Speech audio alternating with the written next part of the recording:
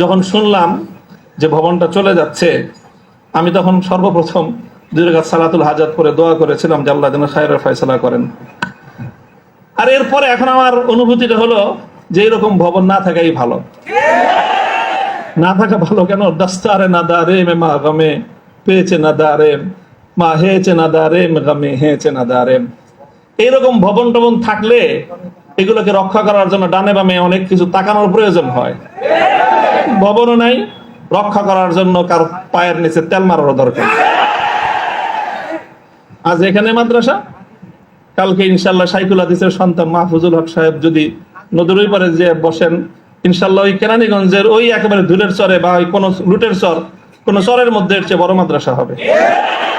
প্রয়োজন নাই ভবনের, প্রয়োজন নাই মাদ্রাসার স্থাবর কোন সম্পত্তির।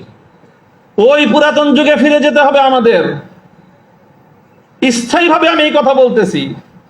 এই বিশাল বিশাল আলিশান ইমারত সাজায়ে, আর সেই ইমারতের মধ্যে সুন্দর সুন্দর আরামদায়ক বিলাসী রুম সাজায়ে সেখানে বিলাসী এলেম চর্চা। আমি এই কথাটা আমার কাছে খুব মনে পড়ছে, বিলাসী এলেম চর্চা। আজকে আমাদেরকে এই বিলাসী এলেম চর্চায় পেয়ে বসেছে। বিলাসী এলেম চর্চার পথ বাদ দিয়ে আমাদের আকাবের এবং আসলাফদের মতো সেই খেজুর গাছের তলায়, বট গাছের নিচে সালার চাটার উপর বসে আমাদেরকে কাল আল্লাহ কাল রাসূলের তালিম দেওয়ার সেই সবক গ্রহণ করতে হবে। তাহলে ইনশাআল্লাহ আমরা বাতিলের তখতে তাউসকে উল্টে দিয়ে সেখানে আমরা কালেমার ঝান্ডা সমুন্নত করতে পারবো। মোল্লা মুহাম্মদ ওমর রাহিমাহুল্লাহ তাআলা তিনি সারা পৃথিবীর সুপার পাওয়ারের সাথে টক্কর দিয়েছিলেন।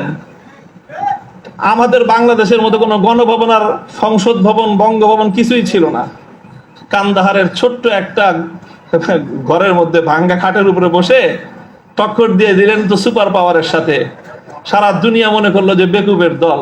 20 বছর পর আল্লাহ দেখা দিলেন যে তারাই বিজয়ীর দল।